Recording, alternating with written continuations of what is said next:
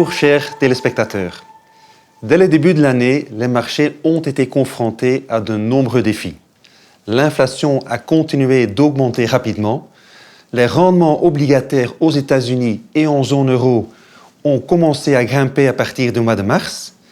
La pression exercée sur les banques centrales pour qu'ils durcissent leur politique monétaire s'est intensifiée et nous connaissons une crise énergétique aggravée par l'invasion de l'Ukraine par la Russie. Chris, comment avons-nous répondu à cette situation dans les portefeuilles? En effet, Wim, en premier trimestre, nous avons connu deux chocs importants. Premièrement, la Banque centrale. Deuxièmement, la géopolitique.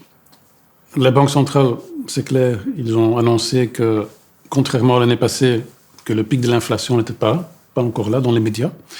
Et ceci annonçait un durcissement de leur politique monétaire. Deuxièmement, le choc géopolitique, avec bien évidemment l'invasion de l'Ukraine et l'utilisation de l'énergie comme arme aussi dans la guerre, ce qui a amplifié encore le problème inflationniste, surtout pour l'Europe. Maintenant, dans le portefeuille, dans ce climat compliqué, nous avons clairement positionné le portefeuille plus défensivement.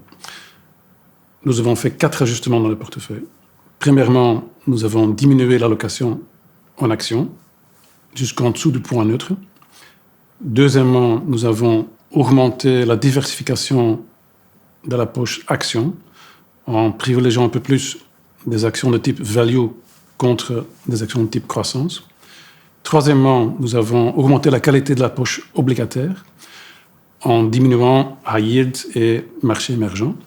Et finalement, en termes de matières premières, nous avons pris une première prise de bénéfices après une hausse assez importante depuis le début de l'année de plus de 30% et de même plus sur une plus longue période.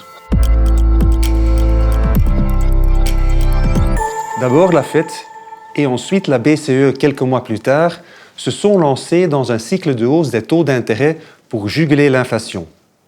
Les marchés obligataires ont été fortement affectés au point d'enregistrer leur plus important marché baissier depuis 70 ans. Les marchés d'actions ont également fortement chuté. Mais entre la mi-juin et entre la mi-août, ils ont rebondi de 10% pour céder ces gains à nouveau par la suite. Chris, comment cette période a-t-elle influencé les décisions relatives au portefeuille? Dans cette période, donc c'est à partir du deuxième trimestre, nous avons continué sur la même voie que le premier trimestre. Donc nous avons rendu le portefeuille encore plus défensif, notamment sur le volet obligataire et aussi en termes de matières premières. Pour la matière première, nous avons vendu le reste de la position, celle qui restait après la première vente en premier trimestre. Pour la partie obligataire, nous avons encore remonté la qualité. Donc, premièrement, nous avons acheté des obligations d'État américaines avec couverture de l'exposition au dollar, parce qu'il avait déjà bien monté. Et deuxièmement, nous avons encore augmenté le reste de la qualité en focalisant encore plus qu'avant sur des obligations de haute qualité d'entreprise et de courte maturité. Et d'ailleurs, dans ce cadre-là, pour la première fois depuis très longtemps, depuis plusieurs années, nous avons pu acheter des obligations individuelles pour certaines stratégies. Finalement, nous avons aussi, et c'est lié aux transactions dans la partie obligataire, nous avons aussi diminué l'exposition au dollar américain via la vente des obligations émises par des pays émergents. Tu mentionnes tantôt le rallye estival, juillet, mi-août, plus ou moins, qui était assez éphémère finalement. C'est un rallye que nous avons laissé passer parce qu'on se disait qu'il n'était pas construit sur les bonnes fondations, c'était plus sur une fausse espoir d'une Fed qu'elle allait être plus calme et moins restrictive, en espérant des chiffres d'inflation plus intéressants. On pensait que c'était un peu prématuré, donc on a laissé couler. Et finalement, après est venue une nouvelle correction pour nous mener en octobre, où nous avons vu quand même quelques opportunités dans le marché. Dans ce cadre-là, nous avons commencé à regarder des points d'entrée dans le marché d'actions, tout en sachant que personne ne sait identifier exactement quel est le point le plus bas du marché, à quel moment, et encore plein d'incertitudes aussi autour de l'économie, de l'inflation, etc.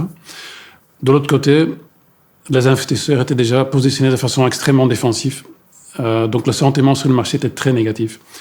Et avec des valorisations déjà plus intéressantes, nous avons finalement décidé de commencer à mettre quelque part dans le marché des actions. Donc en octobre, nous avons fait 2 augmentations de location pour le ramener à un point neutre dans le portefeuille, après avoir passé toute une longue période, le long de cette année, dans la correction action, en positionnement défensif sur les actions. Entre-temps, l'impact des hausses des taux d'intérêt se répercutera progressivement dans les chiffres de l'inflation, la croissance économique et les résultats des entreprises. Quelles sont nos attentes en la matière, Chris, et qu'est-ce que ça signifie pour nos portefeuilles? Les stratèges de Deutsche Bank sont très clairs. Ils s'attendent à une légère récession en Europe et aux États-Unis. C'est normal parce que la hausse des taux et les tensions géopolitiques laisseront certainement des traces sur l'économie. Ça, c'est inévitable. Par contre, au même moment, nous observons, surtout pour les grandes entreprises de qualité, qu'elles arrivent à faire passer la hausse de leurs frais ou de les compenser en interne ou de combiner les deux. Certains secteurs, c'est facile, comme le luxe. Là, ils arrivent facilement à faire passer une hausse de prix. Pour d'autres secteurs, c'est un peu plus compliqué, ça prendra plus de temps, mais ils y arriveront aussi. Ça veut dire qu'au niveau de la rentabilité des entreprises, nous ne nous attendons pas non plus à des grands drames, de problèmes de rentabilité. Peut-être que les attentes du marché au niveau de certains secteurs, la rentabilité de certains secteurs est encore un peu trop positive, mais dans l'ensemble, nous ne nous attendons pas à un grand problème au niveau de rentabilité des entreprises. Dans le portefeuille, comme je disais tantôt, nous avons déjà augmenté un peu l'allocation dans le portefeuille. Pour l'instant, nous restons en retrait. Nous allons regarder de plus près les chiffres de l'inflation et de l'économie. Et nous pensons que les portefeuilles actuellement sont déjà suffisamment bien investis pour profiter d'un rebond. Et au même moment, nous avons encore suffisamment de flexibilité pour utiliser dans des opportunités futures. Merci Chris, c'était très clair. Et je retiens que nous maintenons suffisamment de flexibilité pour des opportunités futures. Et à vous, chers téléspectateurs, merci pour votre intérêt et au plaisir de vous retrouver lors de notre prochaine vidéo.